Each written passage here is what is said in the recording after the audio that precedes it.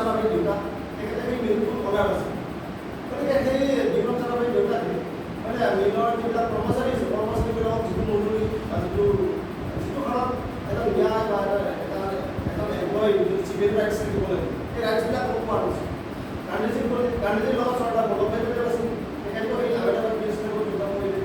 তাৰপিছত সেই মিল ষ্ট্ৰাইকতো গান্ধীজীয়ে জয়লাভ কৰিলে তাৰপিছত গান্ধীজীয়ে আহিলে এটা খেলা সত্যাগ্ৰহ জয় হ'ল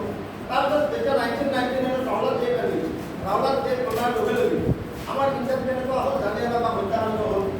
এনেকুৱা নানান ধৰণৰ সমস্যা আমাৰ ইণ্ডিয়া ভাৰতবৰ্ষত দেখা দিয়াৰ লগে লগে এতিয়া গান্ধীজীয়ে কৰিলে কি ঠিক আছে তোমালোকে যদি ৰাওলাট দেশখন নকৰা তেতিয়াহ'লে আমি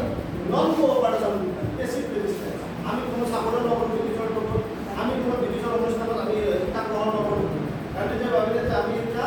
সকলোবিলাক আমি ব্ৰিটিছক এৰাইছোঁ ব্ৰিটিছে আমাৰ লগত এনেকৈ চলিব পৰা আমি ব্ৰিটিছাৰবিলাকতো ইংলেণ্ডৰ আছিল ইংলেণ্ডৰ কিমানজন মানুহ আছিল ইংলেণ্ডৰ মানুহে ভাৰতত চলাব নোৱাৰে ভাৰতৰ মানুহবোৰে চলাই আছিল এতিয়া সেই কথাটোক লৈ সকলোবিলাক চিত্তৰঞ্জন দাস মতিলাল নেহেৰু